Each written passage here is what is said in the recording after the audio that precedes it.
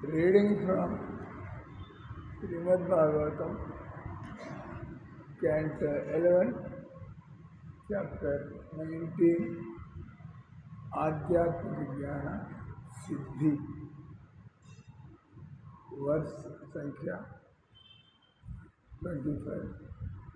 Yadatma narpitam chittam shantam sattvopabuddham dharma jnanam sa vairagya ఐశ్వర్యం సాగిపద్ధతి సత్వగుణముచే పటుత్వమును పొందిన శాంత చిత్తమును పరమాత్ముని యందు అర్పించినప్పుడు మనిషి ధర్మ జ్ఞాన వైరాగ్య ఐశ్వర్యములను పొందగలడు.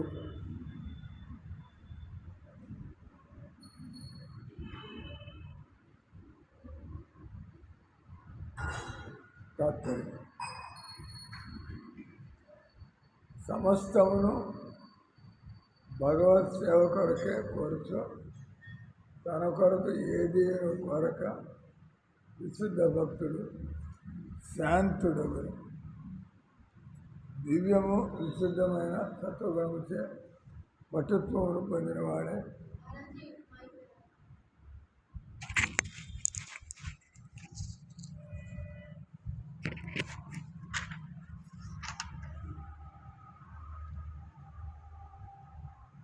విశుద్ధమైన సత్వగుణముచే పటుత్వమును పొందినవాడే అతడు ప్రత్యక్ష భగవత్ సేవ అనే పరమధర్మాన్ని సాధించగలడు. భగవద్ రూపము తన ఆధ్యాత్మిక రూపం గురించిన జ్ఞానము, పాప పుణ్యముల నుండి వైరాగ్యము, ఆధ్యాత్మిక జగత్తు యొక్క ఐశ్వర్యమును కూడా అతడు పొందును. కానీ విశుద్ధ భగవత్ భక్తుడు కానివాడు యోగం పట్ల ఆకర్షణతో మిశ్రితమైన భక్తి కలవాడు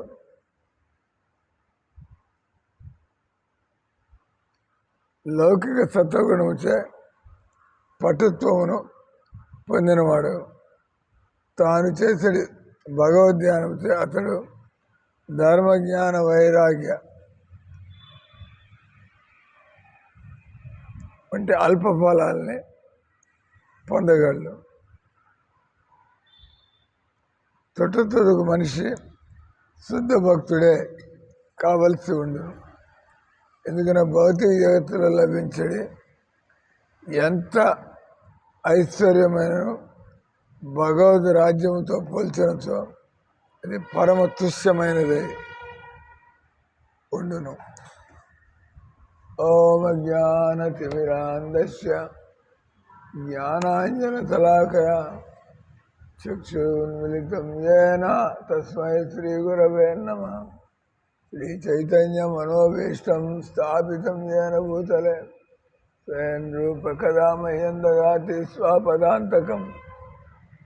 వందేహం శ్రీగురు శ్రీయుతపదకమలం శ్రీగురున్ వైష్ణవాంచ శ్రీరూపం సగరజాతం రఘునాథాన్వితం తం సజీవం సాద్వైతం సావధూతం పరిజనసహితం కృష్ణ చైతన్యదేవం శ్రీ రాధాకృష్ణ పాదాన్ సగణ లలిత శ్రీ విశాఖాన్వితంచ. హే కృష్ణ కరుణా సింధో దీనబంధో జగత్పతే గోపేశ గోపికా కాంత రాధా కాంత నమస్తుతే. తప్త కాంచన గౌరాంగి రాధే వృందావనేశ్వరి వృషభానుసుతే దేవి ప్రణమామి మేరి ప్రియ. వాంఛాకల్పతరుభ్యశ్చ కృపా సింధుభ్యో చ పతితానాం పావనేభ్యో వైష్ణవేభ్యో నమో నమః. सब बोलो जय श्री कृष्ण चैतन्य प्रभु नित्यानंद श्री अद्वैत गदाधर श्रीवासादि गौर भक्तवृंद. हरे कृष्णा कृष्ण कृष्ण हरे हरे हरे राम राम राम हरे हरे कृष्ण कृष्ण कृष्ण हरे हरे हरे राम राम राम हरे हरे.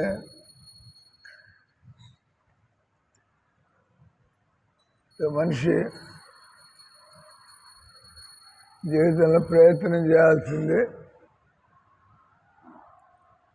సత్వగుణాన్ని.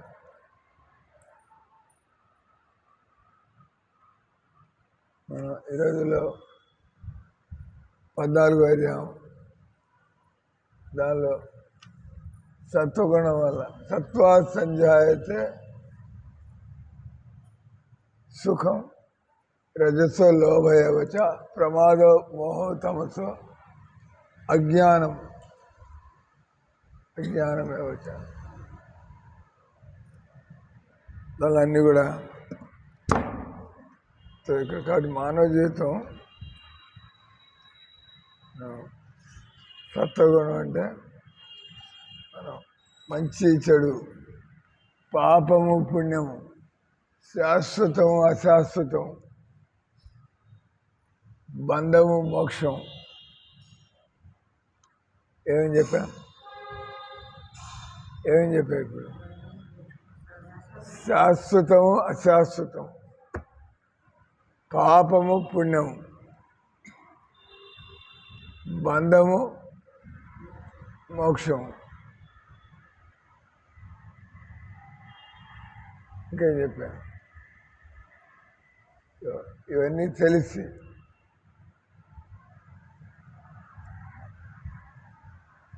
పనిచేసేవాడు. సత్వగుణం అంటే శాస్త్రాలని అకార్డింగ్ టు స్క్రిప్చరల్ ఇంజంక్షన్స్. అందుకే మనం 17-18 అధ్యాయాల్లో 3 గుణాల కారణంగా పూజా విధానం ఎలా ఉంటుంది, 3 గుణాల కారణంగా మన తపస్సు, శారీరక, మానసిక, వాచిక తపస్సు ఎలా చేస్తాం, తర్వాత 3 గుణాల కారణంగా మన ఆహారపు అలవాట్లు ఎలా ఉంటాయి, 3 గుణాల కారణంగా 18వ అధ్యాయంలో 3 గుణాల కారణంగా యజ్ఞ దాన తపం, యజ్ఞ దాన తపం. ఏంటి 17వ అధ్యాయంలో వచ్చేస్తే 18వ అధ్యాయంలో భగవంతుడు మళ్ళీ అక్కడ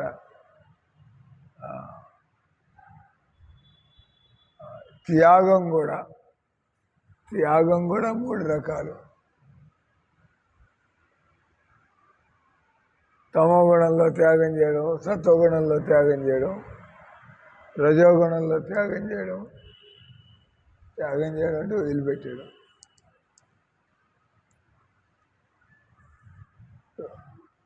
ఆ తర్వాత భగవంతుడు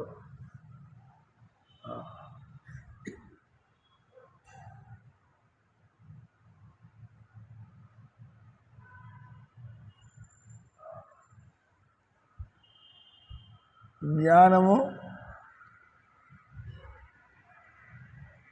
కర్మకర్త, జ్ఞానం కర్మచ కర్త చ త్రిదైవ గుణ భేదత.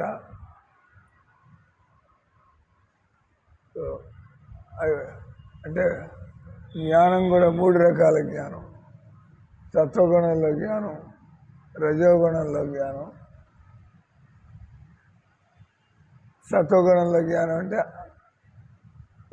ఇన్ని రకాల జీవులను చూస్తున్నా అందరిలో అన్ని రకాల జీవులను చూడకుండా కేవలం ఆత్మస్వరూపాన్ని చూడడం, ఆ జ్ఞానం సాత్వికారుడు. మనం ఇతరుల్ని శరీరపరంగా రకరకాల వ్యక్తుల్ని, రకరకాల జీవుల్ని మనం చూస్తుంటే ఏమో మా అమ్మమ్మ, ఏమో మా నాయనమ్మ, ఏమో మా కోడలు, ఇదంతా కూడా ఏం జ్ఞానం అది? రజోగుణం. శరీరాన్ని గుర్తుపట్టి మనకెంతో కామన్ సెన్స్ ఉంది అన్నట్టుగా మాట్లాడినంత రజోగుణంలో. సత్వగుణంలో ఉండేవాడు ఈ విధంగా శరీర సంబంధాన్ని దృష్టిలోకి తీసుకోడు. అతని జ్ఞానం ఉంటే, జ్ఞానం లేకపోతే ఇవన్నీ మామూలే. రజోగుణం. తమో గుణంలో ఉండేవాడు ఎంతవరకు నా శరీర సుఖానికి, వాడికి ఇతరులంటే ప్రేమ లేదు, బంధుత్వం లేదు, కేవలం తినడం, పండుకోవడం, మైథున జీవితం దీని గురించి అతనికి వేరే రకమైన ఇతరులు బాధ్యతలు ఆయనకేం అవసరం లేదు. అది పూర్తిగా పశువులాగా ఎంతవరకు తన స్వార్థం మాత్రం. తమో గుణంలో ఉండేటువంటి జ్ఞానం. జ్ఞానం తర్వాత వర్కరు, కర్త కర్మ. కర్మ అంటే వర్క్. 3 రకాల కర్మలు. సాత్విక కర్మలు శాస్త్రాల్లో చెప్పిన విధంగా కర్తవ్యమని భావించి లాభాపేక్ష లేకుండా, జయాజయాలతో సంబంధం లేకుండా ఉత్సాహంతో పట్టుదలతో అటువంటి కర్తని సాత్విక కర్త. ఏం చెప్పాము, మనంతా సత్వగుణంలో పనిచేస్తున్నామా లేదా? అదే అకార్డింగ్ టు స్క్రిప్చరల్ ఇన్స్ట్రక్షన్స్, శాస్త్రాలు చెప్పిన విధంగానే మనకి తోచినట్టుగా బతుకుతున్నామా? ఎప్పుడు శాస్త్రాలు చెప్పినట్టుగా దాని కర్తవ్య భావంతో, మై డ్యూటీ. గురువు గారు నాలాంటి వాడికి, శాస్త్రం నాలాంటి వాడికి శాస్త్ర నిర్దేశాల అనుసారం కర్తవ్యంగా భావిస్తూ ఎలాంటి ఆసక్తి లేకుండా, తర్వాత ఫలాపేక్ష, ఫలాన్ని నేను అనుభవించాలా. నేను చేస్తే పొద్దున వచ్చింది, ఆయన మళ్ళీ పనికి పోతున్నాడు సార్, రిటైర్ అయిపోయినాడు, పెన్షన్ వస్తుంది, ప్రశాంతంగా బతకాల. కానీ మళ్ళీ ఊళ్ళో ఇంకేందో చేయాలంటే అది కొని ఇది కొని నేను కట్ చేసి చెప్పా. పని చేయకపోతే గతి లేదు, తినడానికి లేదు అన్నప్పుడు వారం 60 ఏళ్ళు దాటిన తర్వాత కూడా మరి పని చేస్తే కానీ మనం కడుపు నింపుకోలేము అనే పరిస్థితుల్లో తప్పదు, ఇంకేం చేస్తాం. కన్నాలు పెట్టి డబ్బులు సంపాదిస్తారా, మోసాలు చేసి, నిజాయితీగా. లేకపోతే పని చేయకూడదు, రిస్క్. ఆల్రెడీ మనకి దేవుడు అంటే ఇంట్రెస్ట్, మళ్ళీ తలకాయని పనుల్లో పెట్టి బాధ్యతల్లో పెట్టి ఇంకా దేవుడు ఎప్పుడు తిప్పుకుంటారు మనస్సుని. అప్పుడు మనిషికి భజన అలవాట్లేదు ఇన్నాళ్ళ దాకా, మరి భజన చేయాలా, మనసు పెట్టలేకపోతున్నాడు, పనిలోకి వచ్చి ఉండలేడు. అలాగే అప్పుడు ఇటువంటి పనులే నేను చేయగలను. అంటే 12వ అధ్యాయంలో అదే చెప్పాడు, నీకు ఇది చేత కాకపోతే, నీకు ఇది చేత కాకపోతే, నీకు ఇది కూడా చేత కాకపోతే అని 4 రకాల ఆప్షన్లు. మయ్యేవా మన ఆదస్త మై బుద్ధి నివేశ నివసిష్యసి మయ్యేవా అత వద్దన్న సంశయ అత చిత్తం సమాధాతం నశక్నోషి మై స్థిరం. నాకు చేత కాదు ఈ రకంగా బతకడం. 24 గంటలు భగవంతుడి. అప్పుడు అత చిత్తం సమాధాతం నశక్నోషి మై అభ్యాస యోగేన. మనం అంత చేస్తుంది అది. ఇక్కడ మనకి మీరు సహజంగా మన దేవుడి మీదకి వెళ్ళిపోయింది, శారదమైపోయి ఉంటుందేమో అంతే కదా. అందుకే వదిలేసి ఇలా శారదమ్మకి అదృష్టం వచ్చేసింది. నా మొగుడు, నా కూతురు ఏం కనబట్టలేదు ఆమెకి. వాళ్ళ బతుకు వాళ్ళది, మన బతుకు మంది. గ్రేట్. హరిబాల్ అంటారు అందరూ అట్లా బతకలేరు కదా. అందుకే తోకలాగా తిరుగుతాడు, భర్త రకాల పెళ్ళాం ఇటంతా పోతూ ఉంటాను అని. ఎవరికైతే అదృష్టం వస్తుందో వాళ్ళకి అదేమో అనిపించదు. అదేదో వదిలేయడం కాదు, బాధ్యతలు వదిలేసి ఆ ముసలానికి పొద్దున కాఫీ ఒకటి చేసిస్తే పొద్దునే అంటే గుడ్డలని ఇంట్లో ఉండి చాలు కదా, గుడ్డలన్నీ రెడీ చేసి ఆయనకి ఇవ్వాలా, భర్తకి భోజనం వండి పెట్టాలి, ఆయనకి ఏం కావాలండి. అంతకంటే కూడా ఎక్కువ పని మీరు ఇంటికంటే ఎక్కువ పని మందిరం చేస్తుంటే అంటే పని తప్పించుకోవడానికి ఏం రాలేదు, ఏ పని చేయాలో తెలుసు కాబట్టి వచ్చాము. అక్కడ ఇంట్లో ఉండి ఈ పనులన్నీ చేయాలా, అవి వదిలేసి పరిస్థితి హరే రామ హరే కృష్ణ అని చెప్పి తిని కూర్చోవచ్చు. కానీ ఇక్కడ అంతకంటే ఎక్కువ పనులు ఉంటాయి, ఎందుకంటే ఇది ఒక సంస్థ. అంటే ఇంట్లో మీరు అంత వంటలు అన్ని పనులు ఉంటాయి. ఏదంతా జనాలు ఎందుకు రాగలుగుతారు మందిరానికి, ఎంత వంటలు ఎన్ని పనులు ఉండవు అక్కడ. అది వాళ్ళు ఇంట్లో కొద్దిగా ఆ పని అయిపోతే మందిరానికి వచ్చి సేవ చేసుకుంటుంది. అతచిత్తం సమాధాతం నశక్నోషి మహిస్థిరం అభ్యాస యోగేన తతో మాముష్యాప్తి. నన్ను పొందడానికి నువ్వు ఆ కోరిక బలమయ్యేట్టుగా నువ్వు అభ్యాసం చేయి. అభ్యాసేపి అసమర్థోసి మత్కర్మ పరమోభవ. అది కూడా చేత కాకపోతే ఇది ఇప్పుడే ఆయన వెంకటరత్న గారికి పరిచయం చేసాం, వస్తున్నాడు కదా మంగళారతికి. అయ్యే ఇదయ్యే పద్ధతి, ఇట రోజంతా ఇట బతకచ్చు. అది మనకి చేత కాకపోతే అభ్యాసోపి అసమర్థోసి మత్కర్మ పరమవ. అది ఆయన చెప్పింది అప్పుడే. మీరు పని చేయాలని ఉంటే పని ఫుల్గా చేయొచ్చు, మొత్తం డబ్బులన్నీ తీసుకొచ్చి మొత్తం చేస్తాం. ఎందుకంటే మనకు కావాల్సిన ఆల్రెడీ పెన్షన్లో వస్తుంది, ఈ డబ్బులన్నీ ఎందుకు మూట కట్టుకుంటున్నారు. దేవుడికి నాది వేరువేరుగా ఎందుకు ఆలోచిస్తున్నారు అంటే మనకి ఇంకా అంతా ఎవడదో మనకి ఇంకా అర్థం కాలే కదా. కృష్ణానికి ఏం మొహమాటం లేకుండా చూస్తున్నాడు అక్కడే. మదర్ అభ్యాస మత్కర్మ పరభవం మదర్థమపి కర్మాన్ని కుర్వం సిద్ధి. ఎవడైతే పూర్తిగా పనిచేసి నా దగ్గర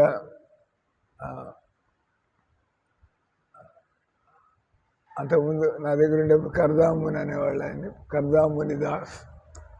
ఆ తర్వాత వాళ్ళ కృష్ణానంద దాస్ ఆ పేరు మళ్ళా దీక్ష తీసుకుని రాధానాథ్ స్వామి గారు కృష్ణానంద దాస్ కర్దామునిగా నా దగ్గర ఉన్నప్పుడు అప్పుడే మందిరం అప్పుడే ప్రారంభించాం కురుక్షేత్రంలో. కురుక్షేత్ర మందిరం ప్రారంభిస్తే ప్రచారం ఎక్కువ లేదు, ఖర్చులు ఆగవు కదా, బిల్డింగ్ అద్దె, దేవుడి సేవలు ఖర్చులు చెప్పి ఆయన్ని ఉద్యోగం చేయమని చెప్పాను. ఉద్యోగం చేయబోయా, ధనం జీతం వస్తుంటే ఖర్చు పెడదాం ప్రసాదాలకి వీటికి అందరిని పిలవడానికి. ఆ తర్వాత ముందు నువ్వు ఉద్యోగం చేస్తూ భక్తి చేయాలి.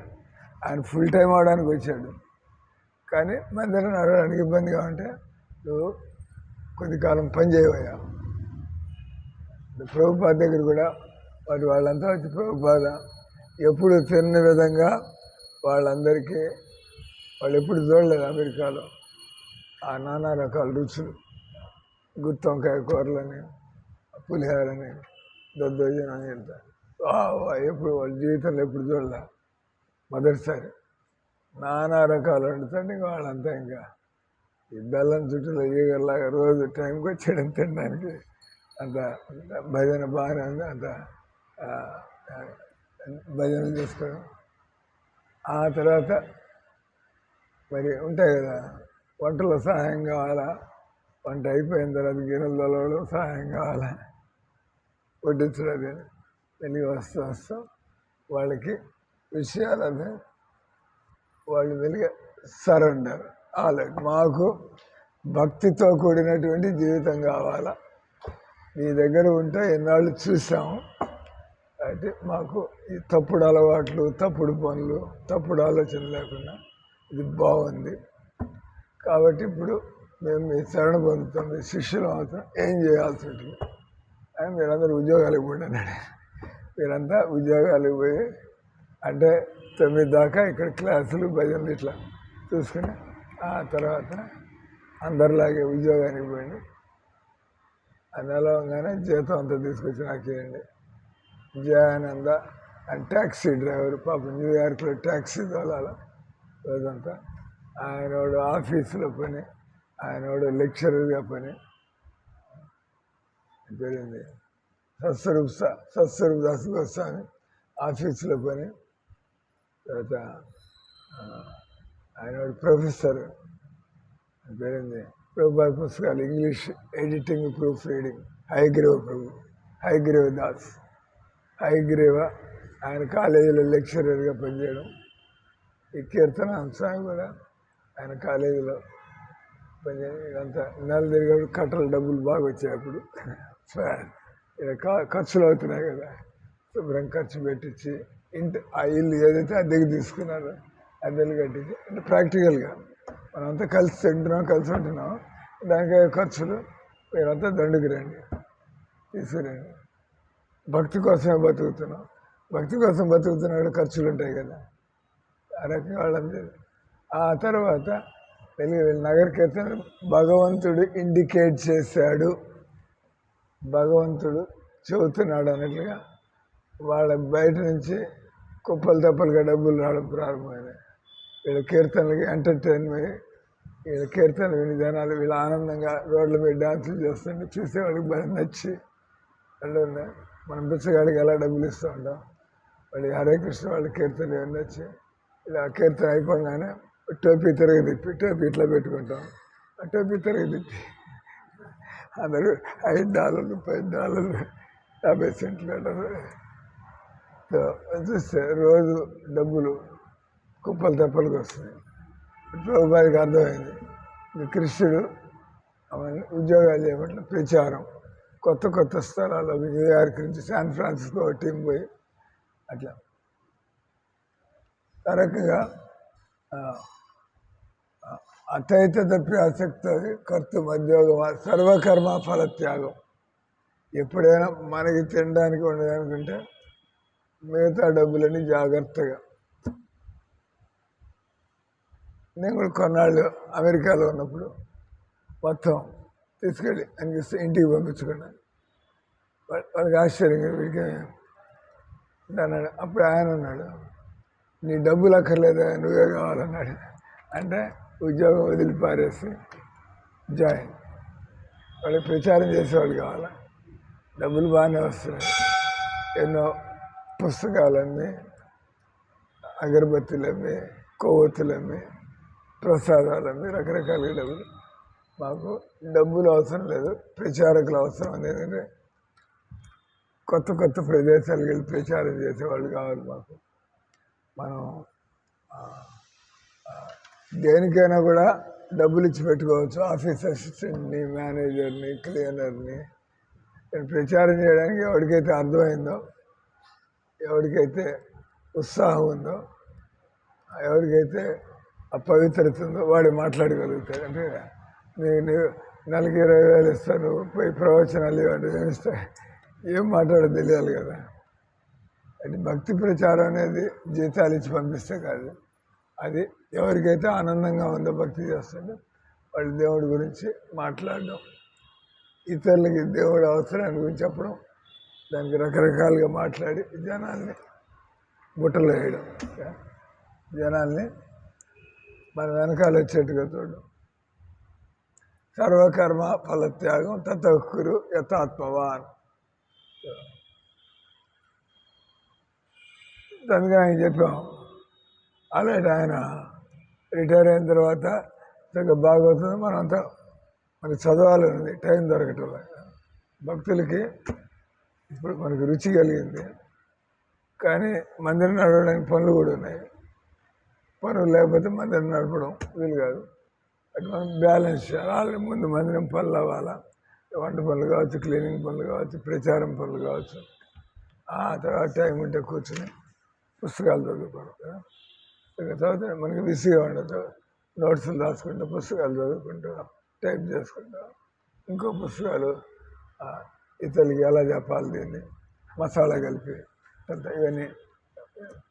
భక్తులకి జీవితం అంటే ఇంక బోరు కొట్టడం అనేది పోతుంది. ఆయన ఖాళీగా కూర్చోవడం ఏం బాగాలేదు అందుకని మళ్ళీ పనికి పోతాడు. మంచిదే, ఖాళీ కూర్చోకుండా పనికి పోతే మొత్తం జీతం అంతా ఈ కర్దాముని ఆయన ఉద్యోగంలో చేరాడు. NITలో అసిస్టెంట్ ప్రొఫెసర్గా చేరాడు. మొత్తానికి కాషాయ గొడ్డలతోటి పోయి క్లాస్ ఇచ్చేట్టుగా ఈయన కోసం ఎక్సెప్షనల్. మాకు కావాల్సిన క్లాసులు చెప్పేవాడు. కాషాయ కూడా పర్వాలేదు. ఈయన నేను అనుకున్నా ఆయన బహుశా 50% ఆయన పెట్టుకుంటాడు, 50% మందిరానికి ఇస్తాడు. ఆయన ఏం చెప్పక్కర్లేకుండా మొత్తం జీతం అంతా ఎంత వస్తే అక్కడ అది నాకు ఇచ్చాడు తీసుకొచ్చి. దాని అంటే శరణాగతి. మన మందిలో కూడా శరణ పొందిన వాళ్ళు, శరణాగతి పొందిన వాళ్ళు బాగానే ఉన్నారు.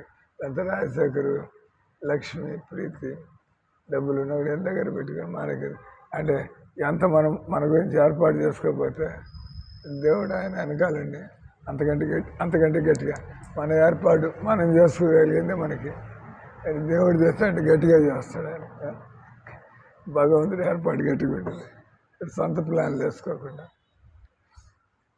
అంటే భక్తి కూడా బాగా స్థిరంగా ఉంటుంది. అందుకే కావాలంటే కంప్యూటర్ కావాలా, సెల్ ఫోన్ కావాలా, ప్రీతి సెల్ ఫోన్ ఉంటే బాగుంటుంది, టక్ వచ్చి వెంటనే వచ్చి పడిపోవడం, లేదంటే మనం ఎత్తుక్కోవాలి. పాయింట్ వచ్చి భగవంతుడు రకరకాలుగా మొత్తానికి లక్ష్యం వచ్చి మనం సత్వగుణంలోకి వచ్చి మనంతట మనం ఏ రకంగా దేవుడి కోసం పనిచేయడం, దానిలోనే మన సంతోషం అన్నది, దానిలోనే మన ఐశ్వర్యం అన్నది, దానిలోనే మన ప్రచారం కూడా ఉంది. ఇక్కడ 14వ అధ్యాయంలో మనం చదువుతుంది సత్వగుణంలో ఉండేవాళ్ళు. సత్వం 3 గుణాల ప్రభావం, సత్వం, రజసం, తమసం అన్నాడు. తత్తర సత్వం నిర్మలత్వాలు. ఎవరైతే సత్వగుణంలోకి వస్తాడో వాళ్ళ హృదయం స్వచ్ఛంగా, అంటే ఎమోషన్లు, ఆవేశాలు ఏమీ లేకుండా ఏది జరుగుతున్నాడో భగవంతుడి ఇష్టం అది జరుగుతూ ఉంటుంది. మనం అంటూ కోరేది అడిగేది ఉండదు. ఇట కావాలి, అట కావాలా, భగవంతుడు ఎట కావాలంటే మన పని మనం చేస్తూ ఉండడం. తత్ర సత్వం నిర్మలత్వ ప్రకాశమనామయం.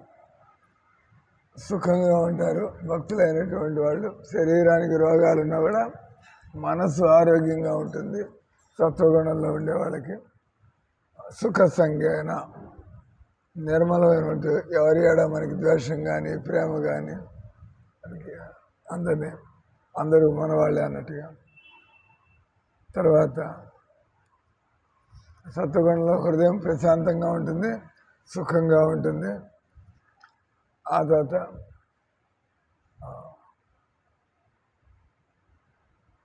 జ్ఞానం, అది నిర్ణయాలు తీసుకుని ఊగిసలాట ఉండదు.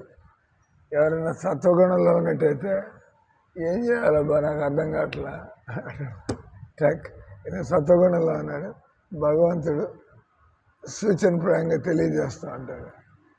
మనకి ఉదాహరణకి నాకు ఐడియా వచ్చింది, కొద్దిగా మంది ఇటు చేస్తే దానికి 20 లక్షల బడ్జెట్.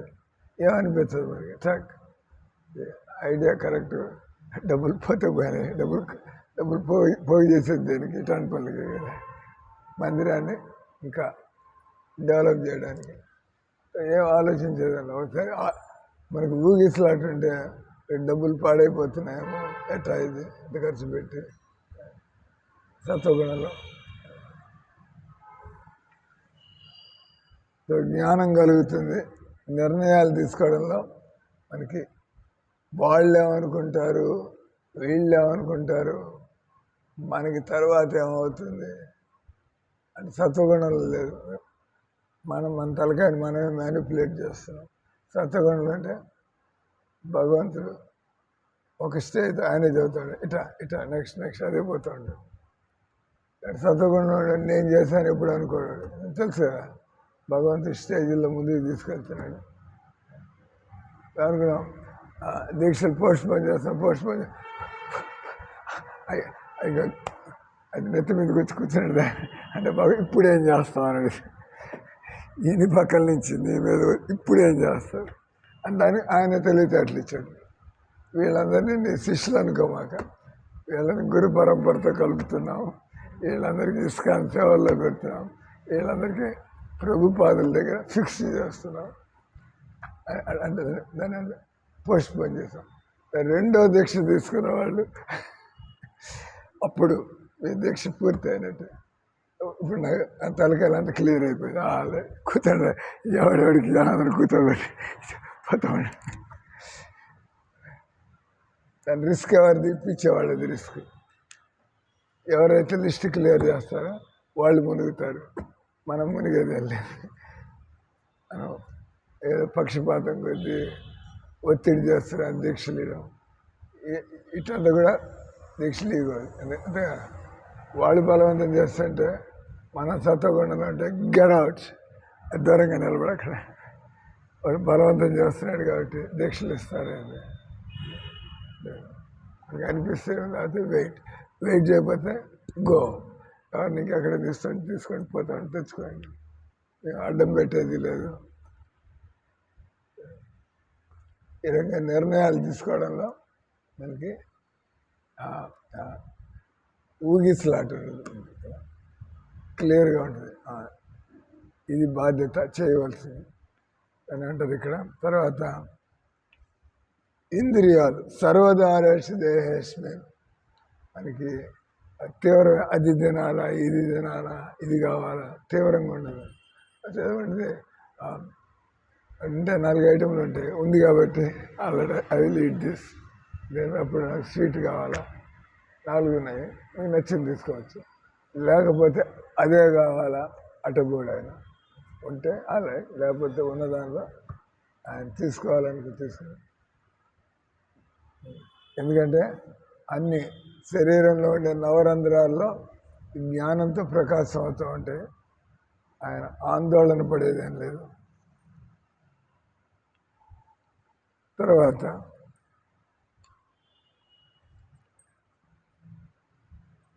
ఈ సత్వగుణంలో మరణించిన వాడు అతను ఇక్కడ జన్మించే అవకాశం లేదు. ఇక్కడ నాది నాకు అనేవాళ్ళు ఇక్కడ జన్మిస్తూ ఉంటారు. ఎవరైతే సత్వగుణంలో పనిచేయడం నా బాధ్యత, ఫలాన్ని అనుభవించాలనే ఆలోచన నాకు లేదు, నాకు ఆసక్తి లేదు అని పనిచేసినప్పుడు ఇక్కడ వాటి కోసం దేనికోసం మనం పనిచేయట్లేదు, భగవంతుడు అంటే శాస్త్రాల ప్రకారం బాధ్యతగా భావించి అటువంటి వ్యక్తి రజోగుణంలో లేడు కాబట్టి ఆయన ఇక్కడి నుంచి ప్రమోషన్.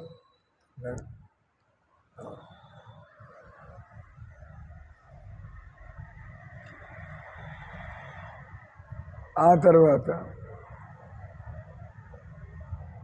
సత్వగుణంలో ఉండేవాడు ఊర్ధ్వం గశ్యంతి సత్వస్థ, ఆటోమేటిక్గానే మనకి పరువు ప్రతిష్టలు కలగడం కానీ, మనకి ప్రమోషన్ కలగడం కానీ. ఇప్పుడు ఎవరన్నా మందిలో బ్రహ్మచారి గట్టిగా పనిచేస్తూ ఉంటాడు, మనసు పెట్టి పనిచేయడం, సాధన చేయడం, ఆటోమేటిక్గా గురువుగారి దృష్టి, ఏమయ్యా నువ్వు సన్యాసం తీసుకోవా అంటాడు. ఆయన అంటాడు వాళ్ళు మనం పనిచేయడం వదిలేద్దాం, కంఫర్టబుల్గా బతకచ్చు, రాజబాబు ప్లేట్లు పెడతా ఉంటారు, ఎక్కువ పని చేయక్కర్లేదు, సన్యాసం పుచ్చుకుంటే మేలు, లేకపోతే గుడ్డలు నల్లగా తీసుకుని కిచెన్లో కూర్చోవాలి అంటారు. అంటే ఆయన పని తప్పించుకోవడానికి సన్యాసం తీసుకోవాలని చూస్తున్నాడు. అది ఆ త్యాగాన్ని ఏమంటారు? రాజసిక త్యాగం. కానీ వ్యక్తి సన్యాసం అడగడు, నాకు బ్రాహ్మణ దీక్ష చేయండి, నాకు సన్యాస దీక్ష ఏం అడగడు, ఆయన పని మాత్రం సన్యాసులు పని చేస్తూ ఉంటాడు. ఇంకా అటువంటి వాడిని గుర్తించక తప్పదు. ఆయన అన్ని బాధ్యతలు తీసుకుంటా ఉంటే తీసుకొని నువ్వు ఈయన నాటకంలాగా వచ్చి పనిచేస్తున్నాడు. ఎవరు? ప్రేమ్ కుమార్. నిన్ను లీడర్ చేస్తామయ్యా, నేను లీడర్ అవడం అంటే ఎక్కువ పని చేయాలి అంతే కదా. ఆయన లీడర్ అంటే మహారాజు గారు నా పనికి సంతోషపడి రాజశేఖర్ బాగాలేదా నువ్వు గట్టిగా పని చేస్తా అంటే నేను లీడర్గా ప్రమోట్ చేస్తా అంటే లోపల సంతోషం. నేను ఇంత తొందరగా నేను ఇస్కాన్ నెల్లూరు మందిరానికి నేను లీడర్గా అంటే మీకు లీడర్ అంటే ఎక్కడ గొడవ ఉన్నా కూడా అట్టలకాయ పెట్టాలి పోయి అది చేస్తా ఇది చేస్తా ఇది ఇప్పుడు కిచెన్ మా డిపార్ట్మెంట్ సార్ అని ఎక్కడ పడితే అక్కడ పని చెబుతాంటే ఆలోచిస్తుంది ఇది నా డిపార్ట్మెంట్ కాదని. కానీ లీడర్గా ఎవరిని అయినట్టయితే ఏ పని చెప్పినా ఆ పనిలో తలకాయ పెట్టడానికి అదని లేదు ఇదని లేదు ఏ పని చేస్తే ఆ పనికి అని చెప్పాను. ఏదో లీడర్ అంటే ఏదో సంతోషపడే విషయం కాదు. ఇస్కాన్లో లీడర్ అంటే ఏదో పెద్ద గాడిద అంటే ఎవరికి ఏమైనా లేకపోయినా ఏదైనా బ్యాంకులో కూడా అందరూ దారుకుంటూ ఉంటారు కానీ మేనేజర్ మాత్రం తప్పించుకోవడం. మేనేజర్ అందరికంటే ఆఖరిలో అన్నీ సర్ది పెట్టుకుని తాళాలు వేసుకుని అంతే కదా. వాడు ఆ సాగు చెప్పి ఆ పని ఏం చేయాల్సి వస్తుంది. పై వాళ్ళకి ఈయన కదా జవాబు ఇచ్చేది. ఆ క్లర్క్ జవాబు ఇటు పైన వాళ్ళకి ఆఖరిలో phone end of the day manager గారి దగ్గరికి వస్తుంది. ఏమయ్యా నీకు ఆ పని అప్పచెప్పు చేసేవా లేదని. వాడు వెళ్ళిపోయినా కూడా ఈయన చేసి లేదా ఇంకో నాయన బాబు అని చెప్పి ఇంకోటి చేసి మొత్తానికి ఆ పైనుంచి వచ్చిన ఆదేశాన్ని పూర్తి చేయాల్సి ఉంటుంది. అంటే ముఖ్యంగా ఇస్కాన్లో లీడర్ అవడం అంటే అంతా ఆయన మీద. మందిరంలో క్లీన్గా లేకపోతే అవసరానికి ఖర్చులకి డబ్బులు లేకపోతే పనులు కాకపోతే దేనికైనా కూడా లీడర్ అంటే ఇటువంటి చారిటబుల్ ఆర్గనైజేషన్స్ లేదా పబ్లిక్ ఇన్స్టిట్యూషన్స్ ఇట్లా మనం లీడరు అంటే ఇంకా మనకి పని ఎక్కువ ఉన్నట్లు లెక్క, పని ఎక్కువ చేయాల్సి వస్తుంది. కాబట్టి ఇక్కడ ఎవరైతే ఈ విధంగా ఒళ్ళు దాచుకోకుండా పనిచేస్తుంటారో వాళ్ళు వద్దన్నా కూడా వాళ్ళకి తర్వాత భగవంతుడి ఏర్పాటు వల్ల వాళ్ళకి చక్కగా కింద నుంచి టీములు రావడం, సో మనం భక్తి కూడా సరిగ్గా చేసుకోగలగడం, బ్యాలెన్స్డ్గా పని సాధన. ఊర్ధ్వం గచ్చంతి సత్వస్థ, ఊర్ధ్వం గచ్చంతి ప్రమోషన్, ఊర్ధ్వం. సో ఇక్కడ మనకి పొజిషన్ రావడం కానీ అడిగి కాదు, దానంతట అది. ఆ తర్వాత మనం చనిపోయిన తర్వాత మనం ఆటోమేటిక్గానే మనం ఉన్నత లోకానికి ఇప్పుడు జీవితం కంటే కూడా మనం ఇంకో పెద్ద గొప్ప లోకాలకి లేదా భక్తి పూర్తిగా చేస్తూ ఉంటే మనం భగవంతుడి లోకానికే వెళ్ళిపోతుంది. కాబట్టి ఇక్కడ పాయింట్ వచ్చి సత్వగుణాన్ని వృద్ధి చేసుకోవడం. అది సంసారపు చదువులు కావచ్చు, మనం మందిరంలో మన సేవలు సాధనలు కావచ్చు. పని బాగా అయింది కానీ బుద్ధి మారకపోతే, మాట తీరు మారకపోతే, అంటే ఎవడైనా కూడా వినయంగా సేవ చేస్తూ ఉంటే లేదా సాధన చేస్తుంటే బుద్ధి మారుతుంది, పని అవుతుంది. కానీ మనం పనిలో కొట్లాడాలు, డిమాండ్లు చేయడాలు, మనస్వార్థం, నాకు ఇది కావాలా అది కావాలా, దాని అంటే బుద్ధి మారుతుంది.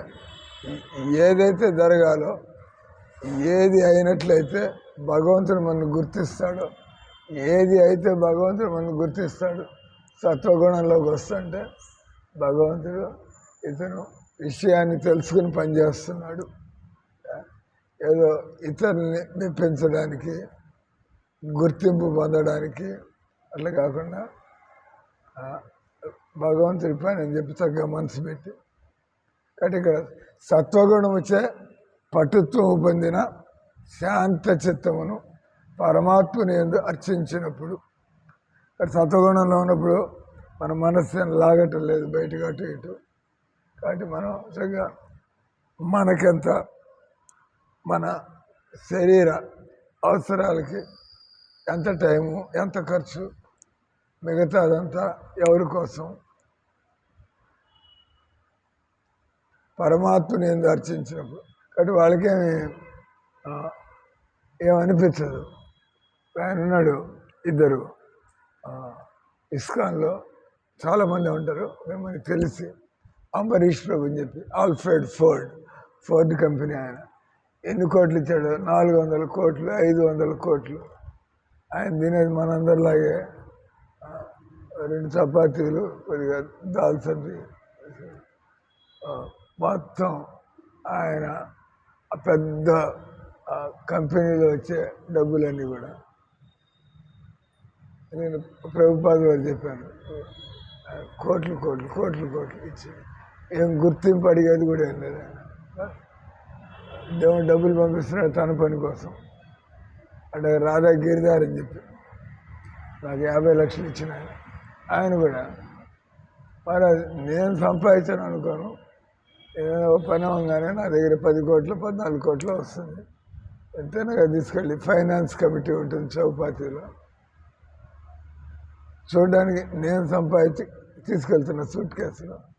కానీ ఆ భగవంతుడి డబ్బులు పంపించి అక్కడ పెట్టాలని, అవి తర్వాత వాళ్ళని అడగాలంటే ఆయనకేం కావాలి? అంత ఆయన పెట్టుబడి, అంత ఆయన పనే. కానీ ఒక శరణాగతి పొందినటువంటి మనిషి కాబట్టి ఆయన మొత్తం వచ్చిందంత ప్రాఫిట్ తీసుకెళ్ళి ఆ కమిటీలో ఇచ్చి, ఇది వచ్చింది నాకు, ఈ పనికి ఆ పనికి ఇది కావాలి అంటే శాంక్షన్ చేయించుకొని, అంటే దానికి ఎంత మనకి అహంకారం లేకుండా ఉండాలా, ఎంత వినయం ఉండాలా, ఎంత అది భగవంతుడు ఆయన తన కోసం నా చేత పని చేయించు అనేటువంటి అవగాహన. అంటే ఇక్కడ సత్వగుణముచే పటుత్వం పొందిన శాంత చిత్తమును పరమాత్మని అర్పించినప్పుడు మనిషి ధర్మము, జ్ఞానము, వైరాగ్యము, ఐశ్వర్యం. ఇక్కడ ప్రభుపాద ఆయన తాత్పర్యంలో విశుద్ధ భక్తుడు కానివాడు, ఈ సంసారం అప్పుడప్పుడు బాధ్యతగా డ్యూటీలు చేసేవాళ్ళు కూడా ఉంటారు, భక్తులు కాదు, నిజాయితీతనం అనొచ్చు, స్ట్రైట్ ఫార్వర్డ్నెస్. మనం జీతం తీసుకున్నప్పుడు అక్కడక్కడ కనబడుతూ ఉంటారు వాళ్ళుగా. నిన్న ప్రసాద్ వచ్చి చెక్కులు సంతకం పెట్టించుకుంటున్నాడు, ఒక చెక్కు దగ్గర ఆఫ్ చేశా.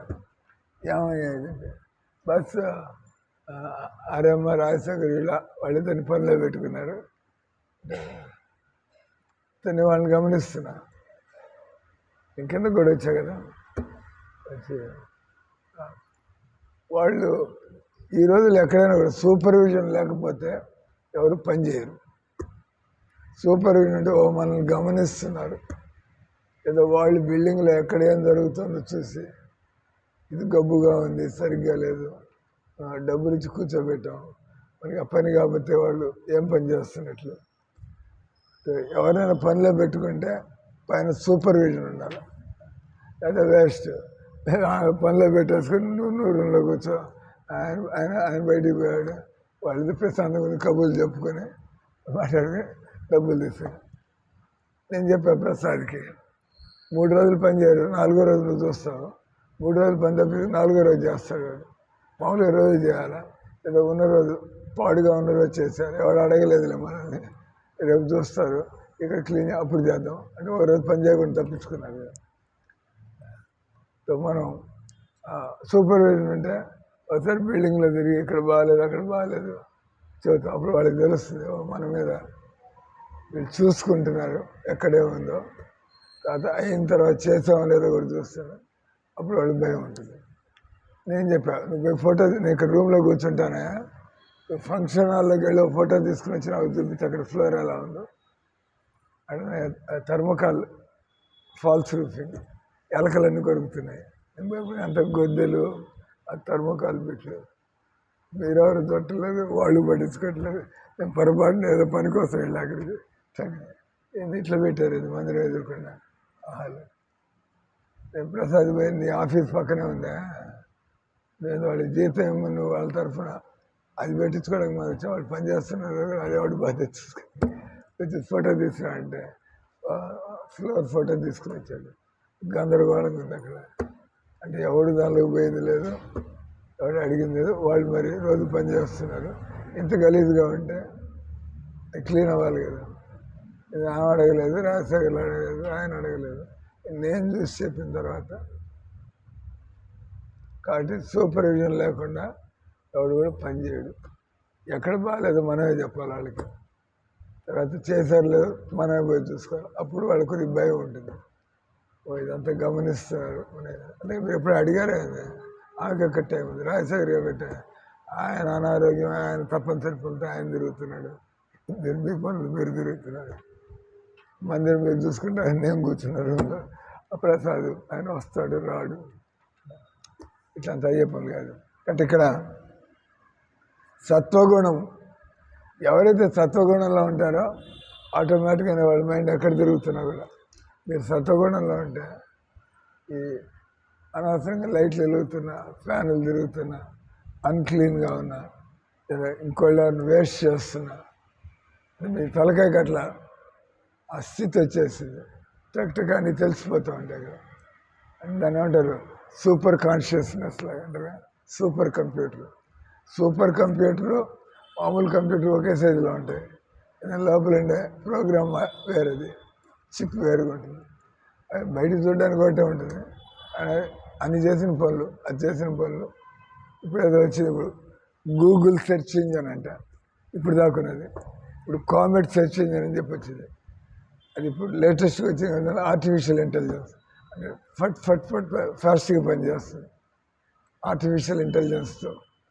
ఇంతకుముందు మామూలుగా మెకానికల్ కంప్యూటర్ అంటే చూడడానికి అట్లాగే ఉంది, కానీ దానిలో ఉండే సెర్చ్ ఇంజిన్ మారింది. ఆ రకంగా మనం భక్తి చేస్తూ ఉంటే మన తలకాయ ఇంత ఉండే తలకాయ అంత కావడం అట్లేం కాదు, అదే తలకాయ ఉంటుంది అంతే కదా. కానీ పనిచేసే తీరు మారిపోతుంది. నేను అసలు పనిచేసేది భగవంతుడు, ఆయన మనకు లోపల నుంచి మనకి ఇన్ఫార్మ్ చేస్తూ ఉంటాడు, like this like this like this like this. అందుకని నేను అప్పుడప్పుడు అంటూ ఉంటా, ఏమయ్యా బిల్డింగ్ అంతా తిరిగి పని చేసేది మీరు, కానీ చెప్పేది మేము, అదట్ అవుతుంది. మాకు నీకు తెలియాలి కదా బిల్డింగ్ అంతా తిరిగి పని చేస్తే. నేను చెబుతున్నా అంటే అది తిరుగుతుంటే తెలిసిపోతుంది ఏమవుతుంది. మనకి ఇంకా ఆ అవేర్నెస్ రాలేదు, కానీ మనకి అక్కడ మధ్యలో తిరుగుతున్నాం కానీ మనకు కనపట్టలే. ఒకసారి ప్రభుపాద ఇప్పుడు ఉన్న మందిలో ప్రదక్షిణ చేస్తాడు, ఏమన్నా కనపడిందా, ఏమన్నా కనపడిందా, 3 సార్లు ప్రదక్షిణ పెట్టి. ప్రభుపాద ఏం చెప్పాలని చూస్తున్నాడు మనకి. ఆయన ఒక రౌండ్ వేసాడు, శిష్యులందరూ కూడా వెనకాల వస్తున్నాడు. ఒక రౌండ్ అయితే ఏమన్నా కనపడిందా అన్నాడు. సరే ఆయన జవాబు ఇలా. మళ్ళీ 2వ రోజు ఇప్పుడు ఏమైనా అర్థమైంది. 3 సార్లు అయితే ఎరిమొహాలు పెట్టుకుని ఏం చెప్పాలని చూస్తున్నాడు ఆ ముసలాయన పెద్ద. అదే అంత బయట అంత లైట్, ఈ లైట్లు వెలుగుతున్నాయి కనపట్లేదు, లైట్ అల్పా కనపట్లేదు అని అడిగింది. అదే మనకు అనిపించలేదు, ఎందుకంటే తలకాయ ఆ లెవెల్లో పనిచేయటంలే ప్రభుకి అట్లా. కాబట్టి ఇక్కడ ఏమంటున్నాడు, భక్తితో సత్వగుణంలోకి రావచ్చు. కొంతమంది బాధ్యతగా ఉండడం వల్ల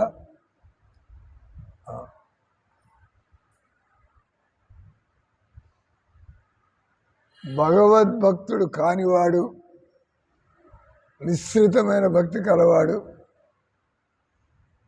సత్వగుణంలో వాళ్ళు కూడా కొంత, ఎవరైతే రోజు ఈ టైంకి లేవాలా, ఒకడు నన్ను మాట అనకుండా నేను పని చేయాలా, భక్తి ఏం లేదు అక్కడ.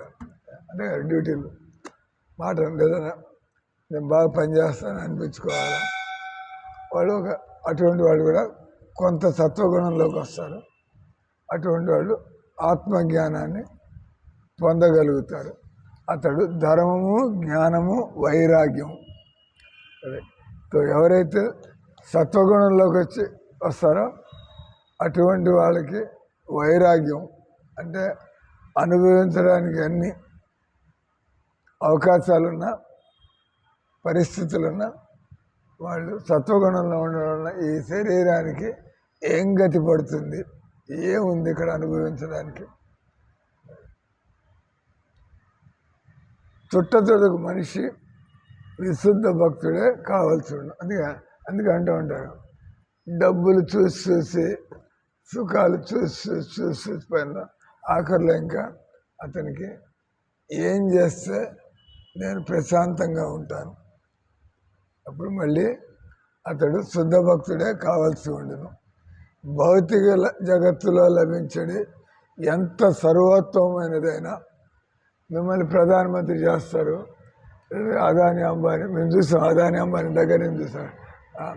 కుంభమేళకు పోయాం కదా, వచ్చాడు అక్కడికి. ఏమన్నా ఆయన కూడా ట్రాఫిక్లో ఆగాల్సి వస్తుంది. కోట్లు ఉన్నాయి. అని చెప్పి ఆయన వస్తుండే పక్కన పారేస్తాడు. ఎందుకలా ఆయన కూడా మనిషి కాదు. ప్రధానమంత్రి అంటే ప్రోటోకాల్ కాబట్టి ఏర్పాటు చేస్తాడు. అంబానీ గారు వస్తే ఆయన తంటాలు ఆయన పడుతూ ఉండాలి, అంతే కదా. ముఖ్యమంత్రికి అంటే పవర్తో పాటు కొన్ని అధికారాలు వస్తాయి. లేకపోతే అంత డబ్బు ఉన్నాడైనా ట్రాఫిక్లో బండి పోయిన తర్వాత బండి పోవాలి. అక్కడ ఎన్ని కోట్లు లాభం అయింది. ఏదో ఖర్చు పెట్టి పేపర్లో పేరు వేయించుకోవచ్చు, అంతవరకు. అంటే ఖర్చు పెట్టాడు కానీ పేపర్లో వస్తాయి. అదాని గారు 1,00,000 మందికి రోజు భోజనం పెడుతున్నాడు, కానీ ఆయన అందరితో పాటు ట్రాఫిక్లో పోతూ ఉండాలి అక్కడ.